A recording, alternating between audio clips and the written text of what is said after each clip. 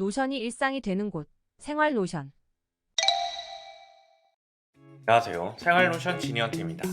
나만의 비서 시스템을 만들고 싶으신 분, 성장을 위한 기록 도구가 필요하신 분, 노션이 어려웠던 분들을 위해 생활노션 정규 강의를 론칭했습니다. 최신 기능이 모두 반영된 강의고요. 강의 앞부분을 미리 보기로 준비했습니다. 나만의 시스템을 제대로 만들고 싶다면 정규 강의에서 뵙겠습니다. 안녕하세요. 생활노션 지니언트입니다. 이 강의는 노션이 처음인 분들도 들을 수 있는 올인원 과정이고요. 기본 기능과 템플릿 제작, 활용법까지 핵심 기능 중심으로 알려드립니다.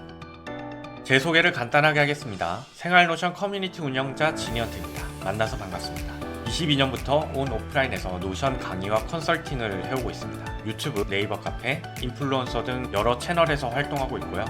본업은 직장인입니다. IT 업계에 몸담은 개발자고요. 이쪽 업계에서는 다들 알만한 회사의 과장으로 근무하고 있습니다. 수요와 재고를 관리하는 시스템을 분석하고 운영하고 있죠. 노션이 완전히 처음인 분들을 위해 간단히 소개를 하자면요. 노션은 문서 작성 툴입니다. 올인원 워크스페이스라는 슬로건을 가지고 있는데요. 작업을 노션에서 다 해보자 라는 핵심 철학이 돋보이죠. 사용해보면 메모장이랑 엑셀을 합쳐놓은 느낌인데 지식과 콘텐츠를 관리하기 좋습니다. 일정과 할 일에 관한 기능도 많아서 일정 관리용으로도 쓰고 있죠. 2016년도에 출시했고 2020년도에 한글화가 되면서 한국 사용자가 폭발적으로 늘었죠. 재밌는 건 대부분의 프로그램들이 일본어가 먼저 도입되는데 한글화가 먼저 된 유례없는 프로그램이기도 합니다. 노션은 요즘 들어 정말 반가운 프로그램입니다. 이게 웹에서 동작하는 서비스거든요. 맥북, 스마트폰, 태블릿 등 인터넷만 되면 다 쓸 수 있죠. 요즘 디바이스 하나만 들고 다니는 사람 없잖아요. 동기화 속도도 굉장히 빨라가지고 이거 하나로 여러가지 기록과 노트, 일정 관리를 다 하는 사람들이 은근 있습니다. 이런 시스템이나 페이지를 만들 수 있습니다. 플래너, 자기소개 페이지, 팀 소개 페이지, 일정 관리 시스템, 가계부, 다양한 시스템을 만들 수 있고요. 이번 강의에서 총 6개의 템플릿을 만들어 볼 겁니다. 노션의 장점에는 3가지가 있습니다. 먼저 협업 기능인데 기본적으로 다른 사람이랑 함께 쓰는 걸로 만들어졌어요. 거의 실시간으로 친구와 동료들이 편집하는 걸 볼 수 있습니다. 데이터가 전부 노션 서버에 저장되거든요. 동기화 속도가 미쳤어요. 편집하는 즉시 편집 내용이 서버에 전달됩니다. 마지막으로 가장 중요한 것. 일부 유료 기능이 있긴 하지만 대부분의 사람들은 무료 기능만으로도 충분하죠. 하지만 노션이 어렵다는 사람들이 많습니다. 기능이 많지 않은데도 쓰다가 포기하더군요. 제가 보니 보통 3가지 이유 때문입니다. 불친절한 UI, 다소 생소한 폴더 구조, 어려운 용어.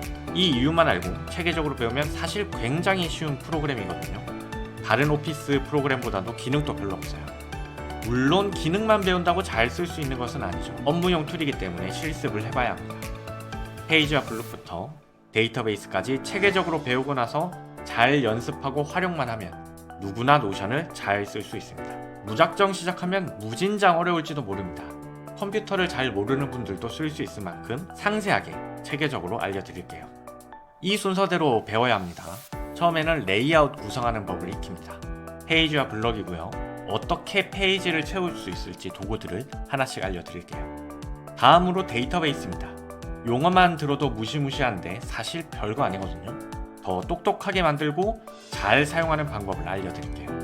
3강은 앞서 만든 데이터를 더 직관적으로 볼 수 있는 관점을 디자인해 볼 겁니다. 보기라는 기능을 통해서요. 마지막으로 데이터베이스 구조입니다. 여러 데이터베이스를 엮어서 나만의 시스템으로 만들고 분석하기도 쉽게 만드는 저만의 테크닉을 알려드릴 거예요. 기능만 배우면 재미가 없겠죠. 챕터가 끝날 때마다 노션 꾸미기도 알려드릴 거고요. 6가지 유용한 템플릿도 만들어보세요. 포트폴리오, 위클리 플래너, 목표 관리 시스템, 똑똑한 회의록, 일정 관리 시스템, 가계부 전부 만들어 볼 겁니다. 이 강의에서 배울 수 있는 걸 정리하면 노션 기초, 데이터베이스 설계, 관점 디자인, 정리 테크닉입니다. 앞 글자를 다 따서 제노바 강의이고요. 제노바는 이탈리아 북서쪽에 위치한 항구 도시인데요. 신대륙을 발견한 콜럼버스의 고향이기도 하죠. 이 강의가 노션이라는 새로운 세상을 향해 출발하는 항구가 되었으면 합니다.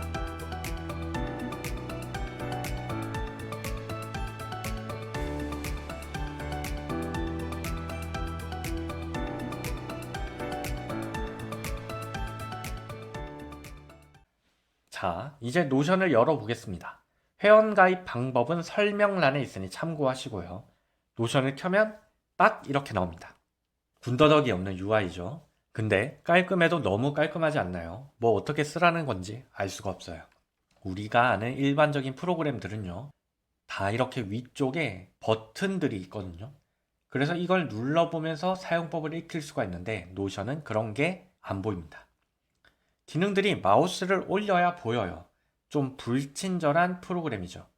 노션을 좀 써보고 나면 이 깔끔한 디자인이 오히려 집중하기에 좋다는 걸 알게 됩니다. 물론 기능들을 배우는 게 좀 어렵다는 거, 그게 문제지만요. 그래도 기능 자체는 많지 않고요. 러닝타임 기준으로 4시간 정도면 다 배웁니다. UI의 왼쪽에 보면 회색 공간이 있는데요. 이걸 사이드바라고 부릅니다. 가장 상단에는 워크스페이스가 있고요. 아래에는 섹션이 있습니다. 용어들이 다 영어로 되어 있죠. 의미가 와닿지 않습니다. 이런 어려운 용어들은 하나씩 풀어서 알려드릴게요. 노션의 체계를 보면 회원가입한 계정에 여러 개의 워크스페이스를 만들 수 있습니다. 워크스페이스는 작업 공간이고요. 이 공간 안에 페이지를 만듭니다. 페이지는 이따가 또 설명해 드릴 건데 메모장 파일 하나, 워드 파일 하나라고 생각하면 됩니다. 그리고 이 페이지를 채우는 도구가 바로 블럭입니다. 워크스페이스부터 한번 살펴보죠. 왼쪽 위에 이거 워크스페이스를 눌러보면 이렇게 계정별로 워크스페이스가 보입니다. 여러분은 계정이 하나, 워크스페이스가 하나라서 한 개씩만 보일 거예요.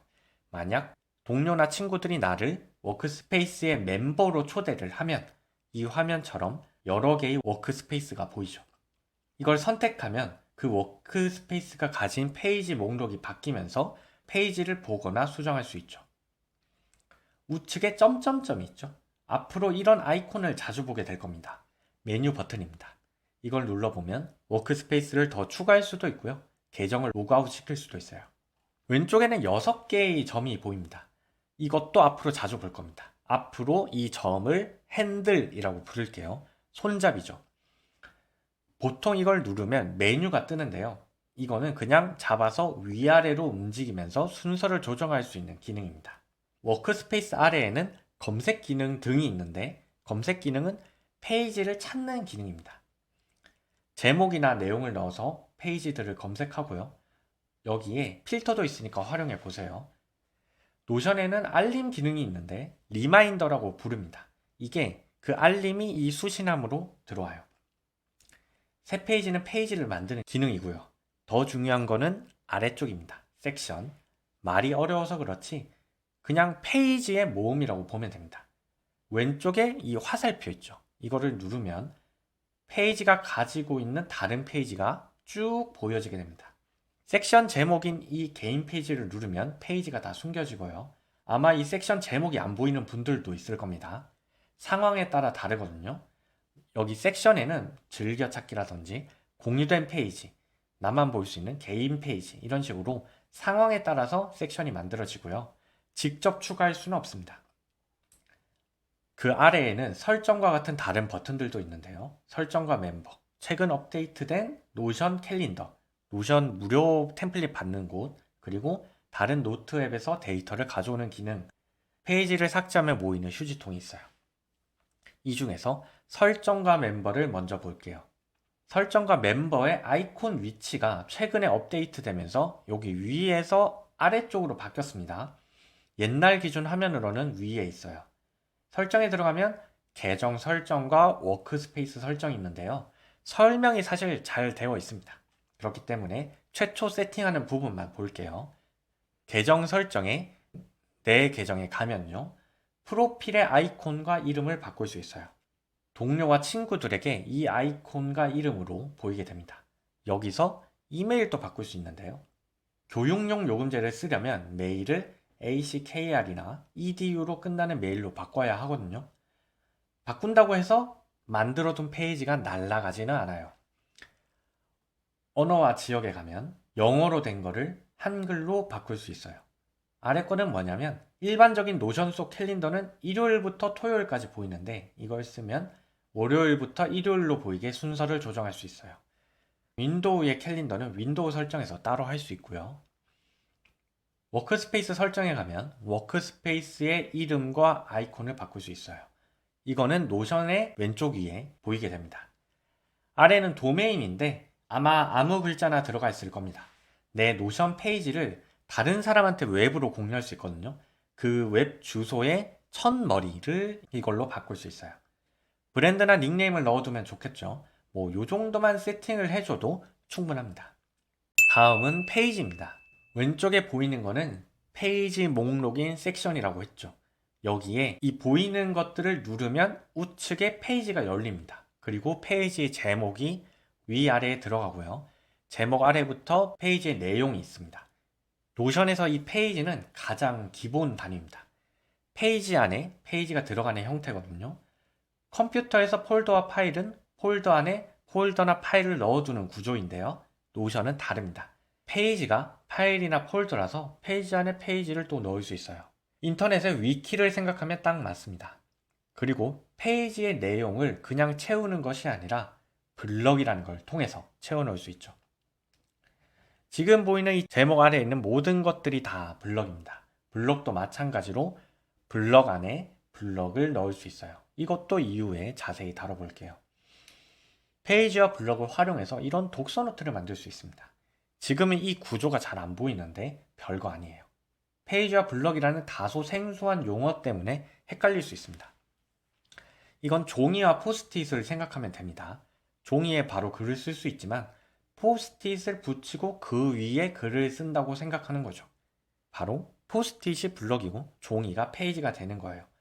포스트잇은 언제든지 뗐다 붙였다 할 수 있죠. 그것처럼 이 블럭을 통째로 옮김으로써 유리한 점들이 많아요. 이 구조가 다소 불편할 수 있지만 위치 같은 걸 크게 고민하지 않아도 모양이 깔끔하게 나옵니다. 자, 이제 이 강의 영상은 실제 실습 과정도 함께 보여드릴 겁니다. 좌측에는 강의 자료 캡처본과 우측에는 실습 동작을 보여드릴게요. 제가 과정은 다 캡처를 떴거든요. 방금 동작을 본다고 뒤로 가기를 안 하셔도 됩니다. 듀얼 모니터가 있으면 좋습니다. 한쪽은 강의 자료를 틀면서 실습은 다른 모니터로 하면 됩니다. 캡처는 최대한 크게 하긴 했는데요. 태블릿으로도 영상은 충분히 볼 수 있을 겁니다. 실습은 윈도우즈 PC 기준으로 만들어졌어요. 자, 이제 페이지에 대해서 알려드리겠습니다. 아마 처음 시작하시면 이렇게 뜰 겁니다. 여기 기본 템플릿들이 있는데 필요 없으신 분들은 지워도 되고 참고용으로 놔둬도 상관없을 것 같습니다.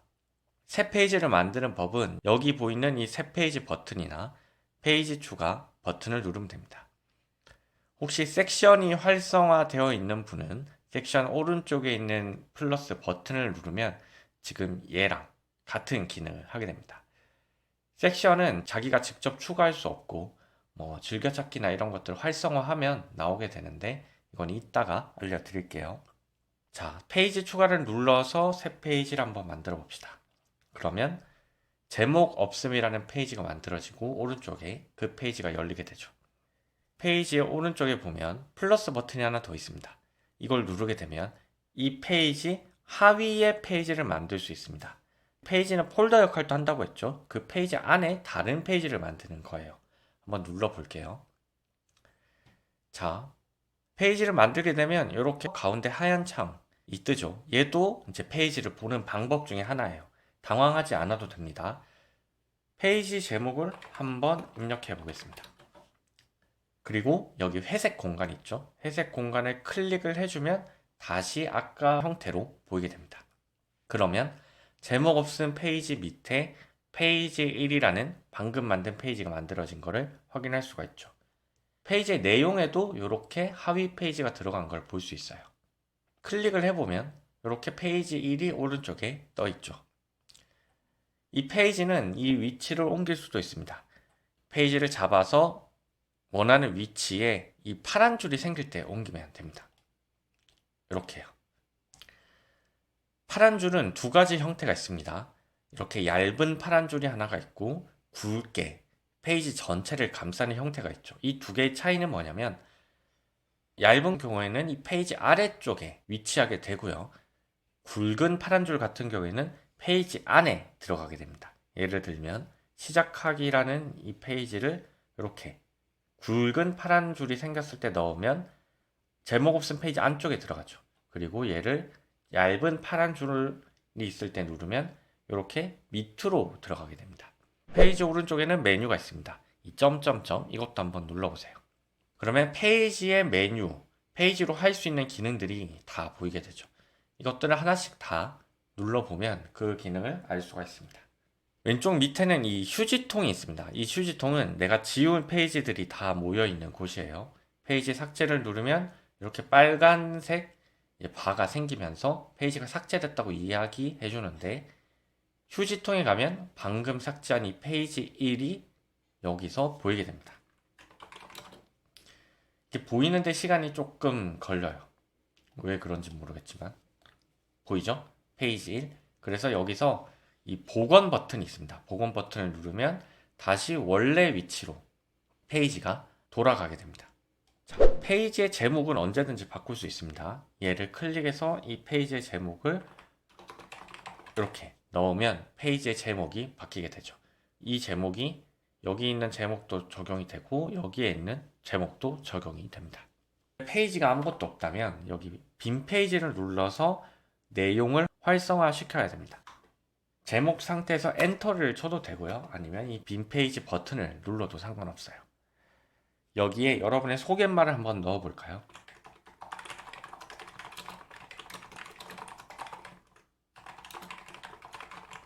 쓰는 방법은 메모장이랑 다르지 않죠. 엔터를 치면서 쭉 내려가면 됩니다. 페이지 제목 위에는 아이콘 추가, 커버 추가, 댓글 추가라는 버튼이 있는데 이것들은 마우스를 올려야 보여요. 그래서 이 아이콘 추가를 한번 눌러보세요. 이런 팝업 창이 뜨는데 위쪽에 있는 이 세 개는 아이콘의 종류를 선택하는 것이고요. 제거는 아이콘 지우는 기능, 여기서는 아이콘을 검색할 수 있고 아이콘을 랜덤으로 세팅하거나 피부색을 미리 지정을 할 수 있습니다. 예를 들면 랜덤을 누르면 이렇게 랜덤 아이콘이 들어가게 되죠. 피부색은 미리 색깔을 지정하고 사람 얼굴을 누르면 피부색이 지정된 사람 얼굴이 들어가게 됩니다. 개인적으로 여기 있는 이모지보다는 이 아이콘 탭을 더 선호합니다. 여기서 색깔을 지정해가지고 조금 더 깔끔한 느낌의 아이콘을 넣을 수가 있어요. 페이지 위쪽의 아이콘, 왼쪽의 아이콘, 여기 아이콘 전부 적용된 거 보이시죠? 자, 그 다음에 커버 추가하는 법입니다. 커버는 뭐냐면 페이지의 위쪽에 그림을 넣어주는 기능이에요. 랜덤으로 아무 이미지가 들어가고요. 마우스를 올렸을 때 커버 변경이라는 버튼이 보입니다. 얘를 클릭하면 다른 이미지로 바꿀 수가 있어요. 자, 탭이 4개가 있죠. 갤러리, 업로드, 링크, 언스플래시, 그리고 커버 제거하는 기능이 있고요. 갤러리에 보면 이렇게 다양한 이미지들을 선택할 수 있는데요. 예전에 출시됐을 때는 사람들이 되게 좋아했습니다. 이런 고품질의 명화를 얻을 수 있는 곳이 잘 없었거든요. 그래서 되게 좋아했는데 요즘은 사람들이 이거 잘 안 씁니다. 보통 자기가 모아둔 그림을 업로드하거나 링크 탭에서 그 URL 주소 넣어서 직접 땡겨오는 방법이 있고요. 이걸 많이 씁니다. 언스플래시. 이걸 누르면 여기서 검색을 할 수 있어요. 그래서 원하는 이미지를 찾아서 클릭해서 고품질의 사진을 이렇게 커버로 적용할 수가 있는 거죠. 위치 변경이 있습니다. 이걸 버튼을 누르면 마우스로 위아래로 움직여 가지고 위치를 조정할 수 있고요. 여기 저장 버튼을 눌러야 최종적으로 적용이 됩니다. 조금 아쉬운 거는 이 크기를 조정한다거나 뭐 배경화 한다거나 이런 건 없어가지고 조금 아쉽지만 그냥 꾸미기 용도로 요 정도 기능을 제공하고 있다 정도만 알고 있으면 될 것 같네요. 우측 위에는 페이지 스타일을 변경할 수 있는 페이지 메뉴 버튼이 있습니다. 이걸 누르면 여기에 폰트와 텍스트 크기 바꾸는 거, 너비, 페이지 잠금 기능 요거 정도만 기억하고 있으면 될 것 같아요. 노션에는 폰트가 3가지가 있습니다. 기본 폰트와 셰리프 폰트 그리고 모노 폰트가 있는데 기본 폰트는 아마 맑은 고딕일 겁니다. 한국어는 이 셰리프가 좀 예쁘고 영어는 모노가 괜찮아요. 노션의 이 페이지 설정의 특징은 뭐냐면 노션 전체의 폰트를 바꾼다거나 크기를 바꿀 수 있는 것은 아니고 페이지 단위로만 바꿀 수 있다는 겁니다. 그래서 매번 페이지 만들 때마다 세팅하는 게 조금 번거로울 수 있어요. 노션 전체 폰트를 바꾸고 싶다면 웹 브라우저로 사용하면서 산 셰리프 폰트를 바꿔주면 되거든요. 그러니까 인터넷 브라우저 폰트를 바꿔주는 겁니다. 그리고 여기 작은 텍스트 전체 넓이 이것도 한번 설명드려 볼게요. 작은 텍스트는 글자 크기를 조금 줄이는 거고요. 전체 넓이는 어떤 거냐면 지금 변화가 없는데 이게 전체 화면을 했을 때 변화가 좀 있습니다. 이걸 끄게 되면 가로 너비가 조금 좁게 만들어지는데 이거를 켜게 되면 화면 전체를 쓸 수가 있습니다. 다만 페이지를 이렇게 줄였을 때 알아서 가로 길이가 줄어든다는 점 기억해 두시면 되고요. 잠금 기능 같은 경우에는 이걸 켜게 되면 여기서 수정을 할 수가 없습니다. 자, 그 다음 중요한 것입니다. 페이지만의 기능들이 있습니다. 이걸 하나씩 알아볼 건데요.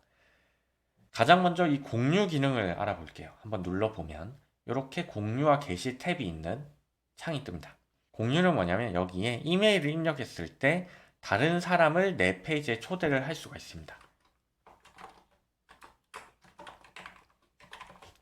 이 사람을 클릭해서 초대할 수 있는 것이죠. 이 사람한테 허용하는 범위를 지정을 할 수도 있어요. 그래서 초대 버튼을 누르면 이 사람을 초대하게 되고 그 사람이 내 페이지에 이제 워크스페이스를 통해서 들어올 수 있게 됩니다. 만약에 워크스페이스에 추가를 하게 되면 유료 요금제로 전환이 되기 때문에 그렇게 하시진 마시고 그냥 페이지별로 초대를 하면 됩니다. 자, 건너뛰기를 할게요. 이 사람이 초대된 거 보이시죠? 다시 빼고 싶다면 전체 허용해서 제거를 눌러주면 없어집니다. 방금 여기에 공유 페이지라는 섹션이 만들어졌다가 없어진 거 보셨나요? 다시 한번 해볼게요.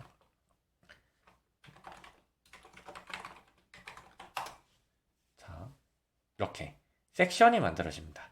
이 페이지가 공유됐기 때문에 이런 섹션이 만들어지는 것이고 섹션은 접었다가 펼 수 있습니다. 자, 그 다음에 게시 기능이 있습니다. 게시 기능은 조금 다른데 게시는 이 페이지를 웹에다가 공유하는 기능입니다. 게시를 누르면 이렇게 창이 뜨죠. 이 창이 뜨는데 이 URL 주소만 있으면 내 페이지를 누구나 들어올 수가 있어요. 그래서 링크 모양을 클릭해가지고 다른 사람한테 전달을 하면 그 사람이 이걸 클릭해서 내 페이지를 볼 수 있는 것이죠. 여기에는 몇 가지 옵션이 있습니다. 링크 완료는 특정 시간 이후에 이 페이지가 게시된 것을 끌 수 있는 기능이고 편집 허용은 웹페이지에서 방문한 사람이 편집까지 할 수 있게 되는 기능이고요. 댓글은 댓글 달 수 있는 기능, 그리고 템플릿 복제 허용은 이 페이지를 그 사람이 자기의 노션으로 복제해 갈 수 있는 기능이죠. 검색 엔진 인덱싱은 이걸 켜게 되면 구글에 내 페이지가 노출이 됩니다. 그래서 이 사이트 보기는 인터넷에서 내 페이지가 어떻게 보이는지 확인할 수가 있어요. 여기 이 복제 버튼 이걸 누르게 되면 내 노션에 가져가게 되는 거고요. 여기에 게시된 모든 사이트를 클릭하면 내 노션에서 공유한 모든 페이지가 보입니다. 여기서 불필요하게 공유된 페이지가 있는지 확인하시고 필요 없다면 게시 취소를 눌러서 게시를 취소하면 됩니다.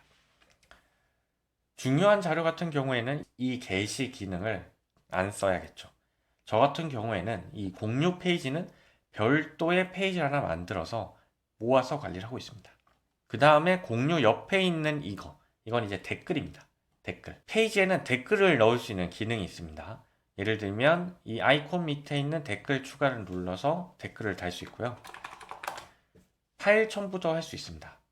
파일 첨부를 해서 이렇게 댓글에다가 파일을 넣을 수도 있고 그리고 이 블럭에도 이제 댓글을 남길 수가 있거든요. 이건 뒤쪽에서 알려드릴 건데 여기서 이제 댓글을 남기게 되면 오른쪽에 이런 댓글들이 모두 보이게 되는 그런 기능입니다.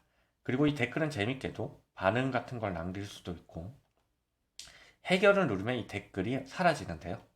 그러면 오른쪽 위에 미해결을 해결로 바꾸면 해결된 댓글이 또 보이게 됩니다. 미해결 댓글 같은 경우에는 대댓글을 남길 수도 있습니다. 자, 세 번째 버튼은 페이지 편집 기록입니다. 한번 눌러볼게요. 업데이트 탭에 있는 거는 이 페이지를 수정한 이력을 쭉 볼 수 있습니다. 이걸 보면 뭐 잠갔던 기록, 권한, 공유, 편집, 그리고 댓글 남긴 건 다 남겨져 있죠. 그리고 업데이트의 이 오른쪽에 있는 시계 모양을 클릭하면 그 당시의 페이지를 복구도 할 수 있습니다. 예를 들면 여기 페이지 편집했다는 거에 이거 버전을 봐가지고 이 시점에 페이지를 복구하고 싶다 하면 버전 복원을 누르면 됩니다. 그러면 이때 페이지로 내용이 다 바뀌게 됩니다. 바뀌었죠? 애널리틱스 탭은 이 페이지에 접속한 횟수랑 누가 접속했는지 같은 걸 알려주는 기능인데 거의 볼 일은 없습니다. 네 번째는 즐겨찾기인데 여기 별 모양을 누르면 섹션에 즐겨찾기가 추가되면서 이 페이지 바로가기가 만들어지게 됩니다. 역시 이것도 접어둘 수가 있죠. 자주 보는 페이지 같은 경우에는 즐겨찾기를 해두고 클릭해서 빠르게 이동하면 됩니다. 자, 페이지 특징을 한번 요약을 해드려 보겠습니다. 페이지의 특징은 즉시 편집된다는 겁니다. 따로 뭐 수정한다라는 버튼 같은 게 없이 페이지를 누르면 바로 이 페이지를 수정할 수 있고요. 저장 버튼이 없어도 자동으로 노션 서버에 저장이 됩니다. 그렇기 때문에 뭐 휴대폰이나 태블릿 등에서 이 페이지를 읽으면 그 동기화된 내용을 바로 볼 수가 있죠. 그리고 또 기억해 둘 거. 페이지에서 이 설정은 페이지 단위로 지정할 수 있다는 거. 이거를 기억해 두시면 좋을 것 같습니다. 자, 그리고 이 사이드바는 접을 수 있습니다. 여기에 이 사이드바 접기 버튼 보이시죠? 이걸 누르면 이렇게 접을 수가 있습니다. 그리고 여기는 단축키가 있는데 컨트롤 역슬래시를 한번 눌러보세요. 컨트롤 역슬래시. 그러면 사이드바가 접혔다 폈다가 합니다. 앞으로 블록에서 단축키 얘기를 많이 할 건데 단축키를 이런 식으로 적어둘 예정입니다. 자, 페이지는 노션의 기본 단위라고 했습니다. 그래서 이 섹션에서 페이지를 클릭하면 페이지가 열리고 여기 안쪽에 내용을 채워 넣을 수 있죠. 근데 이 페이지의 내용을 채워 넣은 이것들은 뭐냐면 바로 블럭이라는 겁니다. 블럭. 블럭은 페이지의 내용을 채워 넣는 도구라고 생각하면 됩니다. 여기에 얘는 토글 블럭이고요. 조금 큰 글자가 있죠. 이건 제목 토글 블럭입니다. 텍스트 블럭이고 여기에 네모난 거는 버튼 블럭이라고 해서 클릭하면 기능을 수행하게 만든 블럭입니다. 블럭에는 종류가 많습니다. 지금 보고 있는 이 블럭은 기본 블럭들인데 이것들이 어떤 건지 어떻게 활용하면 좋은지 한번 알려드리도록 하겠습니다. 자, 블럭의 정체에 대해서 설명을 드려볼게요. 일단 여러분이 만든 페이지에 이렇게 마우스로 드래그를 한번 해보세요. 그러면 파란색으로 글자가 드래그 되는 것이 아니라 큰 네모난 보이지 않는 무엇이 드래그 된 걸 볼 수 있습니다. 이게 바로 블럭입니다. 글자는 글자별로 드래그가 되거든요. 근데 이게 아닌 전체, 뭔가 지금 파란색 네모난 게 하나씩 쌓여 있죠. 이게 바로 블럭입니다. 일반적인 노트 프로그램들은 아마 드래그 했을 때 이런 식으로 글자가 드래그가 되는데 노션은 블럭이라는 거를 먼저 올리고 그 위에 글자가 올라가 있는 형태죠. 제가 포스트잇이라고 설명드린 게 딱 이런 느낌입니다. 그리고 이 블럭 왼쪽에는 6개의 점과 플러스 버튼이 하나 보이는데 이걸 핸들이라고 부르기로 했죠. 이 핸들을 한번 클릭해 보세요. 그러면 블럭의 메뉴들을 볼 수가 있습니다. 여기서 이 블럭을 지우거나 복제하거나 다른 블럭으로 바꾸거나 색깔을 입힐 수가 있습니다. 이 핸들을 통해서 얘를 옮길 수가 있습니다. 이렇게요. 한번 옮겨보세요. 단축키로는 컨트롤 쉬프트 위아래입니다. 맥북 같은 경우에는 컨트롤 대신 커맨드, 쉬프트 대신 옵션을 누르면 될 겁니다. 이거는 페이지 옮겼을 때랑 똑같습니다. 옮길 때 보면 얇은 파란 줄이 나오는 거는 이동하는 거고요.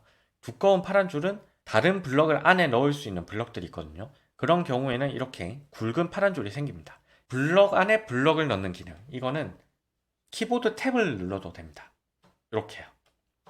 들여쓰기가 되는 것 같죠? 이렇게 할 수 있고 Shift 탭을 누르면 다시 밖으로 빠져나옵니다. 근데 이거를 워드에 들여쓰기라고 생각하는 분들이 되게 많은데 실제로는 들여쓰기가 아닙니다. 말씀드렸다시피 블럭 안쪽에 글자가 있잖아요. 이 글자가 있는데 이거는 블럭 안쪽에 넣는 기능입니다. 스페이스 몇 개로 이렇게 더해지는 것이 아니라 애초에 시작하는 점 자체가 이 블럭 안쪽이라는 것이죠. 그래서 위에 있는 블럭을 만약에 옮기면 안쪽에 한 번에 옮겨지고 그리고 크기도 전체 블럭을 포함하고 있는 걸 알 수 있죠. 이거 되게 중요한 개념입니다. 이 단순히 평면 위에 있는 것 같지만 블럭이라는 단위로 조금 더 입체적으로 쓸 수 있다는 거. 이거를 꼭 이해하시고 넘어가면 좋을 것 같아요. 자, 그리고 블럭은 블럭 위에 글자를 올린다 라고 했죠. 요런 블럭을 드래그 해보면 요런 팝업이 뜹니다. 이 팝업에서는 블럭을 바꾸는 기능, 링크를 거는 기능, 그리고 댓글을 달 수 있는 기능이 있습니다. 만약에 여러분이 이렇게 드래그 했을 때 팝업이 안 뜬다. 팝업이 안 뜨는 경우가 종종 있어요. 이 경우에는 오른쪽 버튼 한번 누르고 다시 드래그 해보세요. 그러면 뜹니다. 이게 버그인데 잘 안 고쳐지더라고요. 자, 드래그해서 댓글 같은 거 여기서 달 수 있습니다. 그러면 댓글 모아보기 기능, 여기서 댓글이 보이기도 하고 오른쪽에 이걸 눌러도 댓글이 보이기도 합니다. 링크 기능은 뭐냐면 특정 페이지나 웹페이지 같은 것들을 여기에 붙여넣기 할 수 있어요. 이렇게요. 그러면 클릭하면 이제 그 창이 뜨는 거죠. 여기 있는 이 텍스트는 블럭을 바꾸는 기능입니다. 자, 그 다음에 또 뭐가 있냐면 워드처럼 글자 스타일링하는 기능이 있어요. 여기서 굵게, 기울임, 밑줄, 가운데 줄, 코드로 전환, 뭐 수식 만들기 이런 게 있는데 이런 것들을 한번 활용해 보시면 되고 기본적인 단축키가 똑같습니다. 그리고 여기에 마우스로 올려보면 단축키 설명이 자세하게 되어 있어요. 이걸 보고 익혀 보시면 될 것 같고요. 오른쪽에는 색깔 바꾸는 기능이 있습니다. 글자 색깔을 이런 식으로 바꿀 수가 있어서 자유롭게 하면 되는데 문제는 색상과 배경은 동시에 지정을 할 수가 없다. 그래서 이걸 어떻게 해야 되냐? 블럭의 색상 바꿀 수 있었죠. 그래서 블럭의 색상 바꾸고 글자 색상을 바꿔야 이렇게 배경색과 글자색을 같이 지정할 수 있습니다. 드래그 했을 때 나오는 얘는 멘션입니다. 날짜라는 특별한 값들을 넣는 겁니다. 그래서 날짜를 선택할 수 있어요. 날짜 멘션. 그리고 사람 같은 경우에는 워크스페이스에 초대된 모든 사람들 있죠. 그 사람들을 멘션을 남길 수가 있습니다. 자, 그 다음에 페이지 링크는 뭐냐면 내가 만들어 놓은 다른 페이지에 링크를 넣을 수 있어요. 페이지에 화살표가 붙어 있죠. 그래서 이거를 누르면 그 페이지로 바로 이동을 할 수가 있죠. 자, 블럭에 대한 설명은 거진 다 했습니다. 블럭에는 일반적인 워드 프로그램과 달리 정렬 기능이 없습니다. 우측 정렬, 가운데 정렬 이런 게 없고요. 줄 간격도 조절이 안 됩니다. 그냥 한 칸씩 띄워야 됩니다. 그리고 여러 개의 블럭을 한 개의 블럭으로 만들어주는 기능이 없습니다.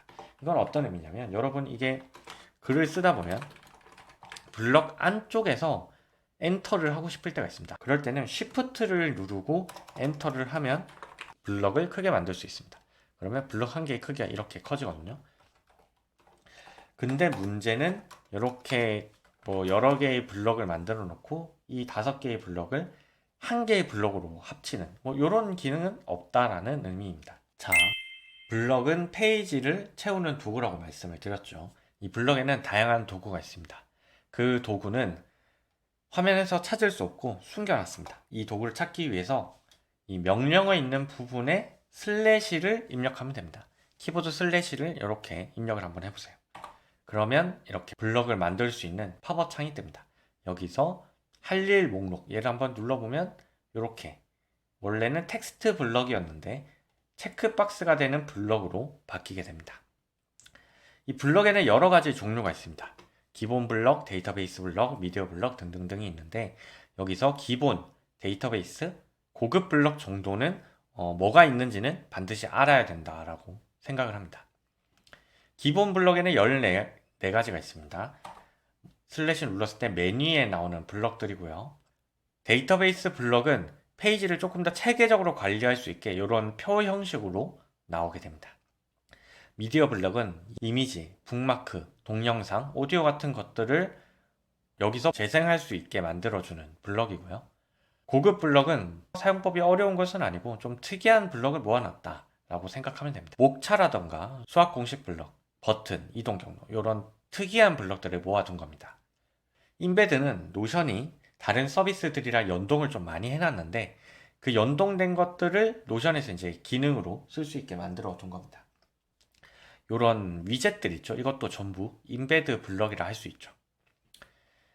인라인은 블럭이 아닙니다. 인라인은 아까 봤던 이런 멘션들 있죠. 이런 것들이 다 인라인인데 이모지도 인라인이고 수학 공식도 인라인입니다. 이거는 특수문자 형태로 들어가기 때문에 블럭 위에 들어가는 글자 같은 것입니다. 그래서 블럭은 아니다. 자, 이제 다양한 블럭에 대해서 배워보도록 하겠습니다. 텍스트 블럭은 이때까지 써봤습니다. 그냥 엔터 치면 나오는 블럭이죠. 이렇게 엔터를 치면 나오는 게 바로 텍스트 블럭입니다. 단축키 있으니까 한번 해보세요. 이거는 컨트롤 시프트 1부터 컨트롤 시프트 0까지 이렇게 다양한 블럭들이 지정이 되어 있습니다. 기본 블럭이 대부분 단축키로 되어 있습니다. 맥북은 커맨드 옵션 숫자일 겁니다. 노션은 이 글자 폰트랑 크기를 바꾸는데 제한이 있는데 크기를 바꾸는 방법은 이렇게 제목 블럭을 쓰는 수밖에 없죠.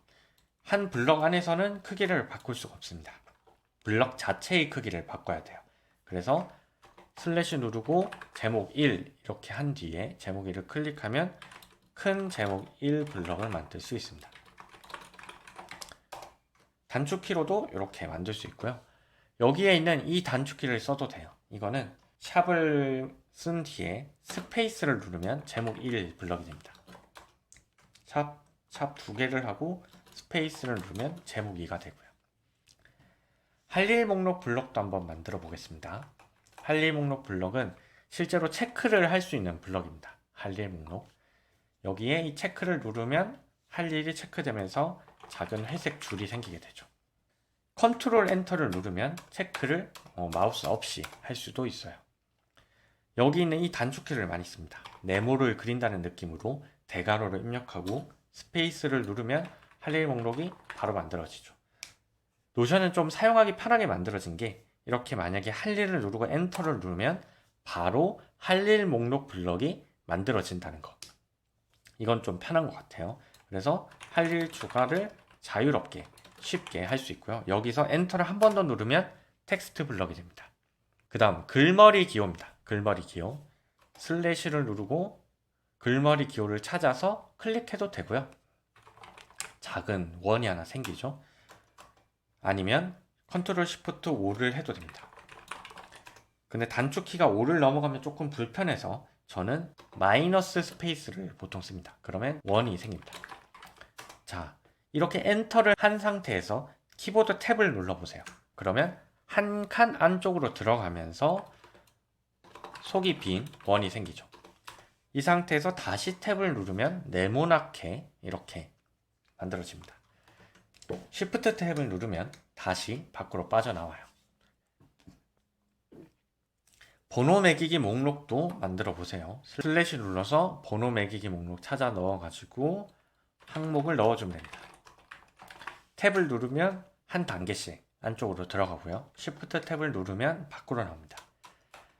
그냥 숫자, 콤마, 스페이스를 누르면 자동으로 만들어집니다. 이게 훨씬 편하실 거예요. 엔터를 누르면 자동으로 채번이 되면서 2번이 되고요. 여기서 번호 매기기 목록이 아니라 글로만 쓰고 싶다면 1점 스페이스 누른 뒤에 컨트롤 Z를 하면 다시 글자로 돌아옵니다. 아시겠죠? 2점 스페이스 누르면 번호 매기기 목록으로 바뀐 건데 컨트롤 Z 눌러서 실행 취소하면 원래 블럭으로 바뀌어요. 토글 목록, 이것도 자주 쓰는 겁니다. 슬래시 눌러서 톡을 찾아서 클릭하면 되고요. 이거는 다른 블럭을 보이거나 숨기게 할 수 있는 블럭이에요. 토글 목록. 그래서 여기서 이 삼각형 있죠. 회색 삼각형을 누르면 빈 토글입니다 하면서 클릭하라고 나오는데 이걸 클릭해서 내용을 채워 넣을 수 있습니다. 그러면 이 토글 목록은 삼각형 누르면 숨겨졌다가 다시 누르면 펼쳐졌다가 하는 기능이 있죠. 한 개의 블럭뿐만 아니라 여러 개의 블럭도 넣을 수 있습니다. 이거는 단축키가 이게 좋습니다. 오른쪽 이 뾰족한 괄호 있죠? 이걸 누른 뒤에 스페이스를 누르면 자동으로 토글이 만들어져요. 삼각형을 그린다는 느낌으로 만들어 보면 될 것 같습니다. 자, 일단 이것도 다 지워보고 깔끔하게 지우고 다시 시작을 해볼게요.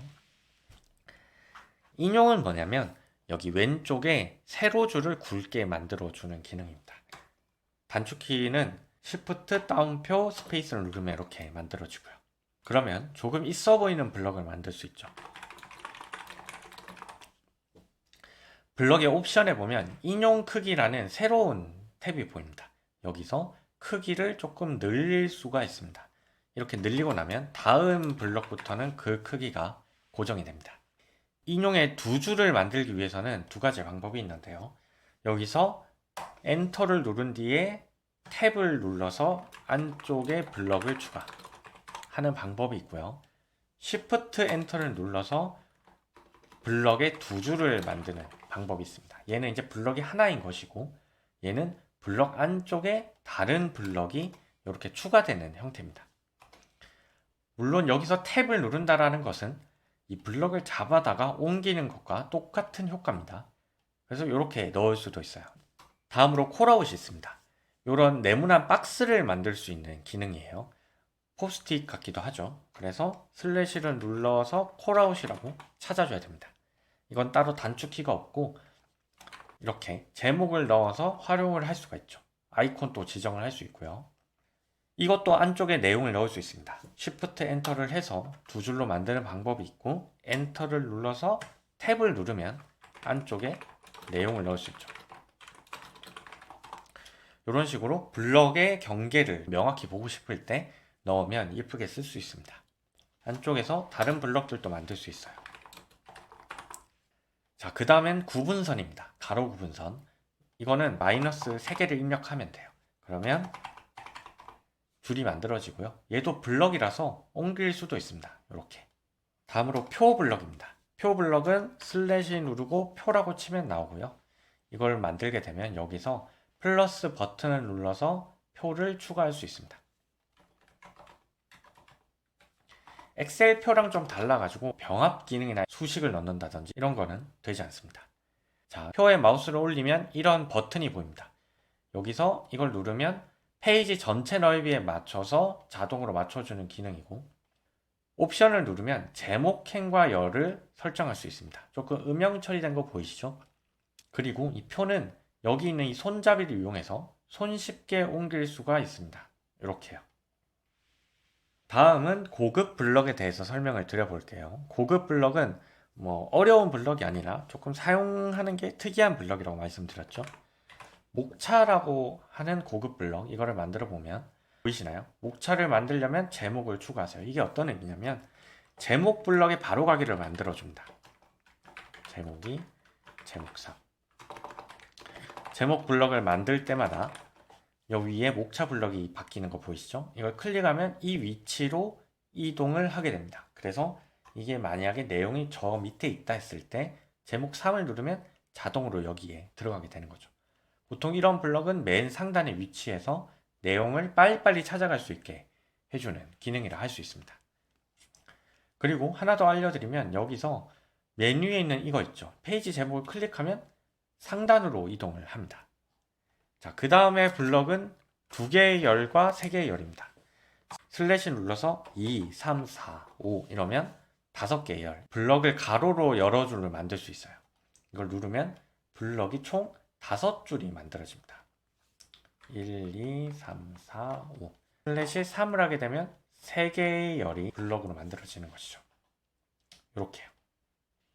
이 드래그 하는 게 조금 까다로워집니다. 이 경우에 3개의 열이라는 블럭이 커다랗게 하나가 있고 그 안쪽에 1, 2, 3이라는 텍스트 블럭이 있는 형태인 겁니다. 이거는 아시겠죠? 근데 이게 배경색이 없다 보니까 구분이 잘 안 돼요. 줄이 따로 없다 보니까. 그래서 어떤 식으로 보통 하냐면 드래그를 해서 이제 색깔을 바꾸는 겁니다. 지금 핸들이 계속 도망 다니는데 잠시만요. 다시 드래그를 해서 조금 확대를 하고 쓸게요. 드래그를 해서 핸들을 누른 뒤에 색깔을 지정하면 그 시작과 끝이 좀 명확하게 보이는 편입니다. 이거는 이 숫자가 들어간 2개의 열, 이걸 써야만 되는 건 아니고요. 블럭 왼쪽에 있는 핸들을 잡아다가 옆으로 넣을 수가 있습니다. 세로, 파란색 세로줄 보이시죠? 이런 식으로 만들면 옆으로 옮겨서 다른 블럭을 추가를 할 수 있습니다. 너무 많이 추가를 하면 블럭이 찌그러집니다. 그래서 보통 넓은 화면 같은 경우에는 6개, 좁은 화면 같은 경우에는 최대 3개 정도라고 생각하고 만들면 돼요. 자, 다음은 미디어 블럭입니다. 이미지를 누르면 이미지 추가라는 블럭이 만들어지면서 파일을 업로드하거나 링크를 넣어서 넣거나 아니면 언스플래시에서 선택해가지고 이미지를 이렇게 넣을 수 있습니다. 파일을 드래그 앤 드랍 해도 페이지에 이미지로 들어갑니다. 이미지는 여기 있는 이 버튼을 이용해 가지고 좌우 정렬을 할 수 있어요. 텍스트는 좌우 정렬이 안 되는데 이미지는 되게 되어 있죠. 지금 이게 안 되어 보이는 거는 크기를 줄일 수 있는데 크기를 줄여서 하면 됩니다. 크기를 줄여서 이런 식으로 이미지 정렬을 할 수 있다. 캡션도 달 수 있습니다. 캡션. 여기에 이걸 클릭해서 이미지 설명을 넣을 수도 있고요. 댓글도 달 수 있고요. 여기 다운로드 버튼이 있어서 노션에 있는 페이지의 파일은 언제든지 다시 받을 수 있죠. 이미지 크기 같은 경우에는 블럭 안에서 이렇게 커지는데 전체 너비나 뭐 이렇게 전체 화면 쓸 때 더 키울 수가 있습니다. 가로 길이는 요거밖에 안 되는데 이거는 이런 식으로 더 키우고 줄일 수가 있다. 그런데 기본적으로 이 블럭의 크기 있죠? 블럭을 만약에 여러 줄을 하게 되면 이 블럭의 열도 조절할 수 있는데 이거의 크기에 자동으로 맞춰서 들어가게 된다. 이 부분만 기억하시면 될 것 같아요. 그렇게 되면 잡지 스타일로 구조를 만들 수 있는 것이죠. 그리고 유튜브 같은 경우에는 링크를 붙여넣기 하면 인베드 생성이라는 버튼이 생깁니다. 그래서 이걸 누르면 여기서 재생할 수 있는 유튜브 인베드가 만들어져요. 자, 그 다음에 유용한 기능들은 댓글 기능 설명드렸죠. 컨트롤 시프트 M이 단축키입니다. 그래서 댓글 단축키 활용해 보면 되고요. 글을 드래그 해가지고 컨트롤 K를 누르면 링크 달 수 있는 게 나옵니다. 팁을 하나 드리면 인터넷 링크 있죠. 인터넷 링크 같은 경우에 이거를 복사를 해가지고 아무 글자를 드래그해서 붙여넣기 하면 자동으로 링크를 넣을 수가 있습니다. 링크는 편집 들어가서 이렇게 링크 제거로 다시 지울 수도 있고요. 멘션 같은 경우에는 뭐냐면 아까 말씀드렸던 날짜와 사람과 페이지의 링크를 넣을 수 있는 기능입니다. 자, 인라인의 블럭이 아니라고 말씀드렸죠. 사용자 멘션은 사람을 이렇게 언급할 수 있는 기능이고요. 페이지는 페이지 링크를 만들 수 있습니다. 날짜 또는 리마인더는 이렇게 날짜를 세팅할 수 있고, 이모지는 콜론, 이 땡땡을 콜론이라고 부릅니다. 땡땡에 영어나 한글로 글을 치면 이모지를 찾아서 넣을 수 있고요. 아니면 윈도우 키 마침표 눌러도 찾아서 넣을 수 있습니다. 저는 개인적으로 이 땡땡 콜론을 자주 씁니다. 검색을 할 수 있거든요. 그 다음에 수학 공식은 어떤 거냐면 인라인 수학 공식, 이거는 여기서 이는 MC 제곱 이런 식으로 논문에서 자주 쓰는 수학 공식을 넣을 수가 있어요. 워드 프로그램 대비 조금 아쉬운 기능 정리해 보겠습니다. 워드 프로그램은 블럭이라는 개념이 없이 글을 쭉 쓸 수 있는데 노션은 블럭을 만들고 거기에 글을 올려야 된다는 거. 그게 조금 불편하고요. 글자별로 크기를 조정하거나 위치, 정렬 이런 걸 할 수 없다는 거. 이게 조금 아쉬운 포인트입니다. 폰트 같은 경우에는 글꼴 개수가 3개밖에 없다. 이게 아쉽죠. 글자별로 폰트도 지정할 수 없다는 거. 사이즈 변경도 되지 않습니다. 색상도 10개의 색상밖에 없어요. 10개. 그리고 이미지 같은 경우에도 지금 이렇게 이미지를 올려두면 파워포인트 같은 경우에는 이미지를 자르거나 색상을 바꿀 수 있잖아요. 그런 기능들이 없습니다. 그리고 겹치기가 안 돼요. 당연히 배경도 안 되고요. 그리고 크기도 조금 바꾸는데 좀 뭐랄까 픽셀 단위로 안 되죠. 이런 것들이 불편할 수가 있습니다. 그럼에도 불구하고 노션은 사용법이 상당히 간단하고 기능 자체가 많지 않아서 오히려 작성하기 편하다는 사람들도 많습니다. 그래서 저는 뭐 이런 기능들을 쓸 필요가 없다라고 한다면 노션으로 문서 작성을 하는 것도 괜찮다라고 보고 있고요.